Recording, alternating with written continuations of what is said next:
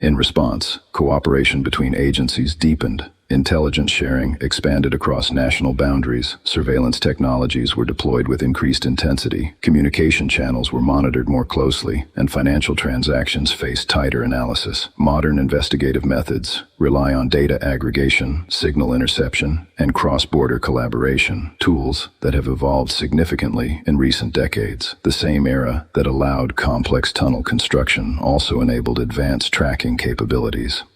The escape, while initially a triumph for the organization, ultimately accelerated efforts to close systemic gaps.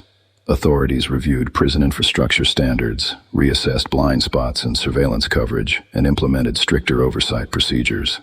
In that sense, the tunnel became a catalyst for reform. Public perception remained divided. Some observers focused narrowly on the engineering feat, comparing the tunnel's design to infrastructure projects that require similar problem-solving skills. They marveled at the ventilation shafts, the rail-mounted motorcycle, and the precise alignment beneath a monitored facility. Others emphasized the broader harm associated with the criminal enterprise behind the escape, arguing that technical skill loses its shine when directed towards sustaining illicit activity. This tension between fascination and condemnation reflects a recurring theme in stories involving complex wrongdoing. Humans are naturally intrigued by ingenuity, even when it appears in morally troubling contexts. Yet fascination should not obscure consequence. The escape did not exist in isolation. It was embedded within a network responsible for violence, trafficking, and social disruption. From a strategic standpoint, the tunnel underscores the adaptability of organized crime. Institutions often design defenses based on known patterns. Criminal networks study those patterns and search for overlooked angles. In this case, the overlooked angle was literal, beneath the ground. The shower area's privacy restriction created a predictable blind spot. The assumption that threats would approach from above or through walls left subterranean vulnerability underemphasized. Adaptation on one side inevitably prompts adaptation on the other. After the escape, security planners began incorporating geotechnical assessments and subterranean monitoring into high-risk facility designs. The contest between containment and evasion became more technologically complex. As the manhunt intensified, it became clear that tunnels alone could not guarantee indefinite freedom. While underground passageways provided a dramatic exit, long-term evasion required mobility, communication, and concealment. Those elements are increasingly difficult to sustain in a world saturated with digital footprints and interconnected surveillance systems. Every call, transaction, or movement carries the potential to generate data points. Law enforcement agencies leveraged these capabilities, gradually narrowing the gap between pursuit and target. The escape demonstrated short-term strategic success, but also heightened the urgency of global coordination aimed at recapture. In reflecting on the broader implications, the story reveals how innovation functions independently of moral alignment. Engineering principles are neutral tools. They can be applied to build infrastructure that benefits millions, or to construct pathways that undermine legal systems. The difference lies in intention and accountability. The tunnel beneath that prison did not represent spontaneous brilliance. It represented structured application of resources toward a defined objective. It required patience, organization, and calculated risk assessment. Each decision balanced potential reward against potential exposure. The fact that the operation succeeded initially does not negate the long-term consequences it triggered. Ultimately, the escape forced a reevaluation of what security truly entails.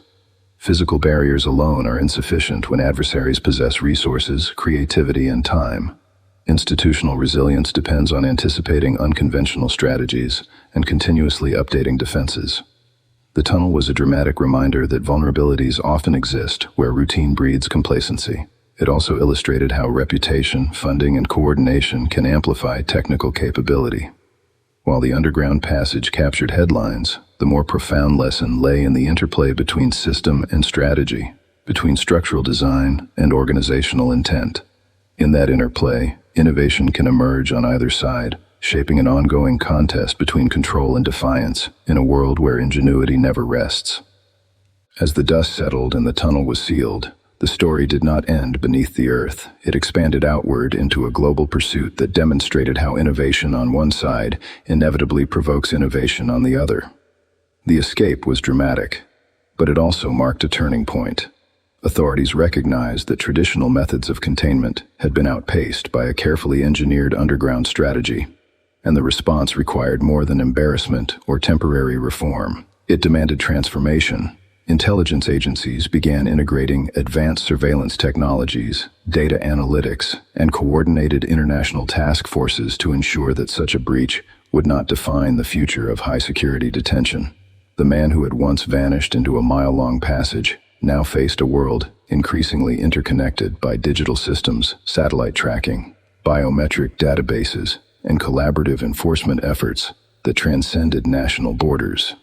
The pursuit that followed illustrated how modern investigations operate in layers. Signals intelligence monitored communications that might reveal movement or coordination. Financial analysts traced suspicious transactions that could indicate support networks reactivating resources. Informants were cultivated carefully, often motivated by shifting alliances or legal incentives. Unlike the quiet excavation beneath the prison, the manhunt unfolded across cities, rural regions, and international checkpoints. Each data point narrowed the field. Each intercepted message reduced uncertainty. Technology became both shield and spear, closing the gaps that had once been exploited. The escape had demonstrated structural vulnerability. The response aimed to demonstrate institutional adaptability.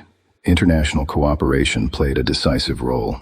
Organized crime networks frequently operate across borders, leveraging geographic fragmentation to complicate enforcement. In response, agencies strengthened information sharing agreements and coordinated joint operations. When jurisdictions align their intelligence capabilities, the effect multiplies. Patterns that appear insignificant within one region can become revealing when aggregated across multiple databases. This interconnected approach contrasted sharply with the isolated environment of the prison cell, where the tunnel relied on secrecy and compartmentalization. The pursuit relied on transparency and collaboration among authorities. It became a contest, not just of resources, but of coordination philosophy, closed networks versus open intelligence exchange. Eventually, the intensified efforts yielded results. Surveillance and investigative pressure reduced the margin for error. Movement became riskier. Communication became hazardous. Support networks faced scrutiny that disrupted routine logistics. The narrative that had once centered on invincibility began to shift toward inevitability. Capture, when it came, was not the product of a single dramatic breakthrough, but the accumulation of incremental advances. It reflected patience, mirroring patience, strategy, countering strategy. The same persistence that had carved a tunnel beneath reinforced concrete was now met with persistence that mapped digital trails and human connections. The aftermath carried implications beyond one individual case. Prison infrastructure underwent reassessment, incorporating subterranean monitoring systems and enhanced inspection protocols. Surveillance blind spots were reevaluated. Staff training emphasized unconventional threat scenarios.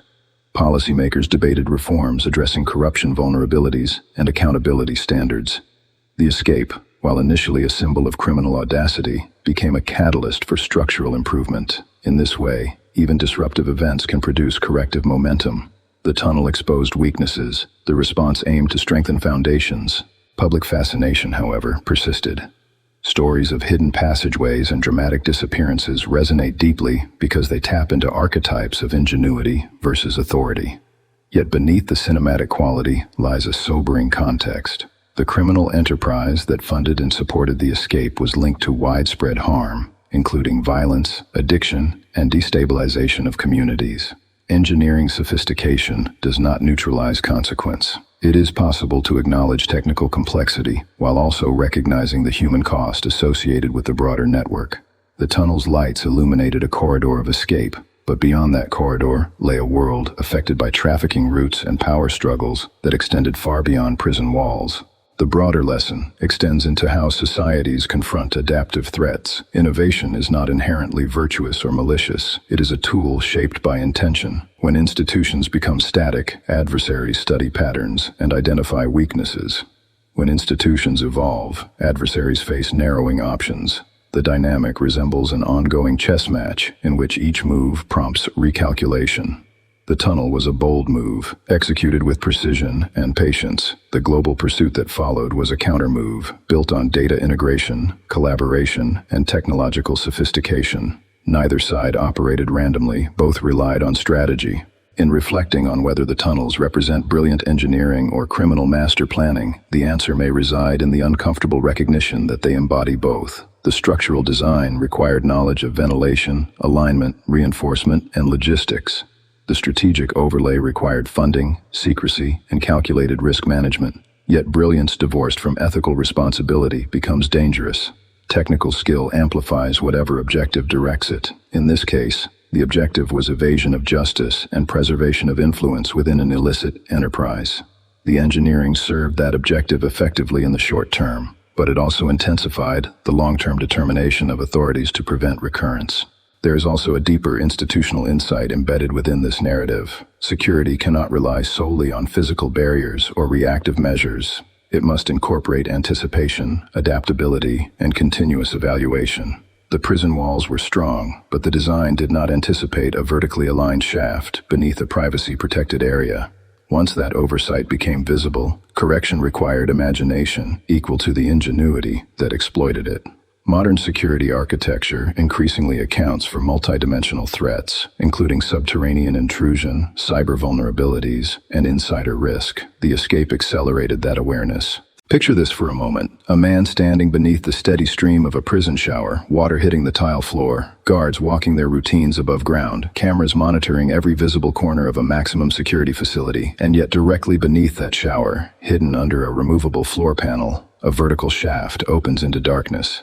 That darkness leads to a tunnel stretching more than a mile beyond the prison walls, reinforced with timber, lit by electric bulbs, ventilated by carefully installed ductwork, and even equipped with a rail-mounted motorcycle designed to carry tools and speed movement underground. This was not fiction, not rumor, not exaggeration. This was the reality of Joaquin El Chapo Guzman's escape, an operation so bold and so technically advanced that it forced the world to reconsider what maximum security truly means. The question that immediately gripped public imagination was simple yet unsettling. Was this a display of extraordinary engineering brilliance, or was it the ultimate expression of calculated criminal strategy backed by immense power? To understand the magnitude of what happened, it is important to grasp the environment from which the escape occurred. The prison was designed specifically to hold high-risk inmates, particularly those with significant criminal influence and escape history. Layers of surveillance, controlled movement, reinforced perimeters, and strict routines were all intended to eliminate vulnerabilities. The expectation was clear. Once inside, escape would be nearly impossible.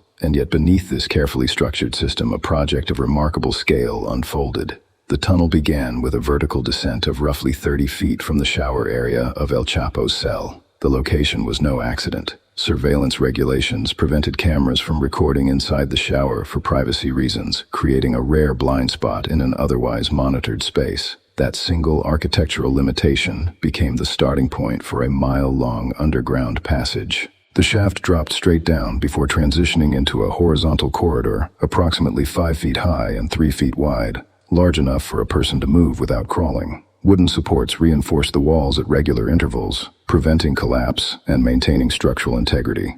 The floor was smooth to allow movement, and rails were installed along the length of the tunnel to accommodate a modified motorcycle attached to a small cart. This vehicle was not designed for speed in the traditional sense. Rather, it allowed rapid transport of tools, excavation equipment, and ultimately, the escapee himself. Electric wiring ran along the walls, powering strategically placed light fixtures that illuminated the passage. Ventilation pipes ensured a steady flow of fresh air, reducing the risk of suffocation or toxic buildup. The entire structure reflected professional planning rather than improvisation. Constructing such a tunnel required more than physical labor. It demanded precise measurements and alignment. The builders had to calculate the exact location of the prison cell relative to an external property where the tunnel would terminate. Even a minor miscalculation could have resulted in emerging too early, too late, or in the wrong direction entirely. Soil composition had to be analyzed to determine appropriate reinforcement methods. The depth needed to be sufficient to avoid detection by surface disturbances, yet shallow enough to remain structurally manageable. Excavating over a mile of earth meant removing thousands of cubic feet of soil. That soil had to go somewhere. It could not simply be piled outside without attracting attention. Disposal required planning, concealment, and coordination. The property at the tunnel's exit appeared ordinary from the outside. It blended into its surroundings, showing no obvious signs of the massive operation concealed below. Inside, however, excavation equipment, ventilation systems, and lighting infrastructure were installed. This suggests that the project was not rushed. It unfolded over weeks, possibly months, with disciplined scheduling. Noise control would have been critical. Digging beneath a prison could generate vibrations or sounds detectable by sensitive equipment or attentive staff. Therefore, timing likely coincided with routine prison noise or periods of lower scrutiny. The very fact that the operation remained undiscovered until the moment of escape indicates that either monitoring systems failed to detect anomalies or that oversight was compromised. Engineering alone, however, does not exist in isolation. Even the most brilliant design requires resources. Funding such a project would have been expensive. Specialized tools, skilled labor, property acquisition, and logistical coordination all come at a cost. As the leader of a powerful cartel, El Chapo commanded vast financial resources derived from international drug trafficking. That wealth translated into capability. Problems could be solved with money, expertise could be hired, silence could be purchased, loyalty could be reinforced. The tunnel was not merely an underground corridor, it was the physical manifestation of an organization's reach. The escape itself was almost anticlimactic in its execution. Surveillance footage showed El Chapo entering the shower area, then disappearing from view. Minutes passed. Guards eventually became suspicious when he did not reappear. By the time authorities confirmed he was gone, he was already deep within the tunnel system, moving steadily toward freedom. There were no explosions, no dramatic chases through corridors, no alarms blaring in the night. Instead, there was a quiet descent into darkness, followed by a calculated exit beyond the prison walls. The simplicity of the final act contrasted sharply with the complexity of the preparation. Public reaction oscillated between disbelief and grim fascination. Some observers described the tunnel as a feat of underground engineering comparable to large-scale construction projects, pointing to its ventilation, lighting, and rail system as evidence of meticulous planning. Others saw it as a disturbing symbol of systemic weakness, proof that even high-security institutions could be undermined by corruption and influence. The truth likely incorporated elements of both perspectives. Engineering skills are inherently neutral. The same principles that allow for safe subway systems, mining operations, and infrastructure development can also be applied toward unlawful objectives. What differentiates them is intent. In this case, the intent was survival and continued control. For El Chapo, imprisonment represented not only personal confinement, but also a threat to authority within his organization. Maintaining the image of invincibility was strategically valuable, and escape reinforced that image. It suggested that even when captured, he remained beyond reach. That perception strengthened loyalty among followers and reinforced fear among rivals. The tunnel thus served two purposes. It restored physical freedom and amplified symbolic power. Yet beneath the surface narrative of daring escape lies a more sobering reality. Such operations highlight vulnerabilities in systems designed to protect society. They expose the intersection between technical skill and criminal enterprise. They reveal how resources, coordination, and influence can exploit structural blind spots.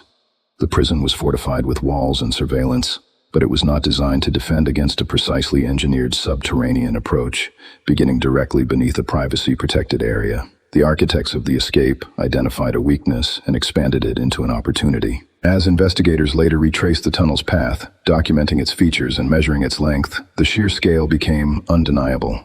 This was not an impulsive breakout attempt fueled by desperation. It was the culmination of planning, patience, and confidence. Every beam of light, every timber support, every ventilation duct represented hours of labor and layers of secrecy. The underground corridor symbolized what can happen when organizational resources meet architectural oversight. The story forces a broader reflection on how institutions respond to evolving threats. Maximum security once meant thicker walls and tighter surveillance, but the tunnel demonstrated that threats do not always approach from expected angles. Innovation is not limited to legitimate industries. Criminal networks can adapt, invest, and experiment. The escape did not merely embarrass authorities. It challenged assumptions about control and containment. Standing at the center of this narrative is a fundamental tension between ingenuity and morality. Technical sophistication does not inherently equate to virtue. A system can be brilliantly designed and still serve destructive ends. The tunnel beneath that prison shower was, in purely structural terms, an impressive construction, yet it existed to facilitate continued criminal activity and evade accountability. That duality is what makes the story so compelling and unsettling at the same time. In the end, the image that remains most powerful is not the dramatic headlines or the global manhunt that followed. It is the quiet moment of disappearance, a man stepping into a shower, vanishing through a hidden opening and moving through a carefully illuminated underground passage carved by determination, money, and calculated risk. Whether one views it primarily as engineering brilliance or as criminal strategy executed with precision, it undeniably represents a collision between human ingenuity and institutional control. And as the dust settled and the tunnel was sealed, one reality became clear. Walls alone are never enough when the challenge comes from beneath. If the tunnel represented the physical mechanism of escape, the network behind it represented the true engine that made it possible, because no structure of that magnitude can exist without coordination extending far beyond bricks, soil, and timber. As authorities began to reconstruct the sequence of events, attention shifted from the impressive underground corridor to the invisible system of logistics, communication, and influence that sustained it. Excavating more than a mile of reinforced passage required planning that resembled a covert construction project rather than a spontaneous prison break. Equipment had to be obtained without triggering suspicion. Land had to be secured near the prison's perimeter, and labor had to be organized in a way that maintained absolute secrecy. The tunnel did not simply appear, it was managed, funded, and protected by an organization accustomed to operating across borders with discipline and efficiency. That organizational capacity is what transformed a daring idea into operational reality. The financial dimension of the escape cannot be overstated. Large-scale excavation requires specialized tools such as drilling equipment, ventilation components, wiring, lighting fixtures, and structural reinforcement materials. Even if each item individually appears ordinary, the cumulative acquisition of such supplies can raise red flags, if not carefully distributed across vendors and timelines. The ability to absorb costs without hesitation provided flexibility. Delays could be managed, mistakes could be corrected, additional materials could be purchased if needed. Financial power reduces constraints, and in this case, it created room for trial, adjustment, and precision. The builders could afford to take their time, ensuring that alignment measurements were exact and that the tunnel's endpoint would connect seamlessly with the designated cell location. That patience is often what separates reckless attempts from successful operations. Beyond money, the human factor played a decisive role. Projects involving multiple participants are inherently fragile because secrecy depends on trust and control. Workers tasked with digging and reinforcing the tunnel had to remain silent, motivated either by loyalty, compensation, or fear. Supervisors had to coordinate shifts, manage soil disposal, and maintain operational discipline. Drivers transporting materials and equipment had to follow predictable patterns that blended into everyday traffic. Each participant represented both an asset and a liability. One careless conversation or visible misstep could have exposed the entire plan. That level of sustained secrecy over an extended period suggests a tightly managed chain of command and a culture of obedience within the organization. Corruption, whether active or passive, further complicated the picture. Maximum security facilities rely not only on walls and surveillance systems, but also on the vigilance of staff. Guards monitor movement, administrators oversee procedures, engineers inspect infrastructure. When an escape of this magnitude occurs without early detection, investigators inevitably examine whether oversight failed due to negligence or interference. Reports following the incident indicated that certain officials were questioned or detained, reflecting suspicions that internal vulnerabilities may have been exploited. Even without direct complicity, complacency can create opportunity. Routine inspections may have focused primarily on visible threats, overlooking the possibility of subterranean intrusion. Security protocols designed to prevent traditional escape attempts might not have accounted for a coordinated underground approach, beginning within a surveillance blind spot. Institutional systems are strongest when they anticipate unconventional tactics, and in this case, anticipation appears to have lagged behind innovation. The escape also highlighted the strategic value of psychological influence. El Chapo's previous history of evasion had already contributed to an aura of near-mythical resilience. That reputation itself became a strategic asset. When individuals believe that a leader possesses extraordinary reach, they may be more inclined to cooperate, remain loyal, or avoid resistance. The tunnel's sophistication reinforced that narrative. It suggested that even incarceration could be navigated through planning and persistence. From a strategic perspective, maintaining such an image could strengthen internal cohesion within a criminal network. However, reputation cuts both ways. Each successful evasion intensifies scrutiny.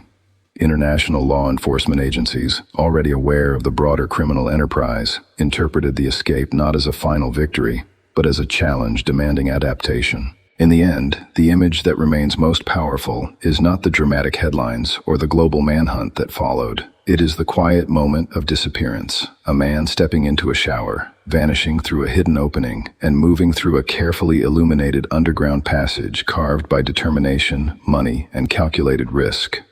Whether one views it primarily as engineering brilliance or as criminal strategy executed with precision, it undeniably represents a collision between human ingenuity and institutional control. And as the dust settled and the tunnel was sealed, one reality became clear. Walls alone are never enough when the challenge comes from beneath.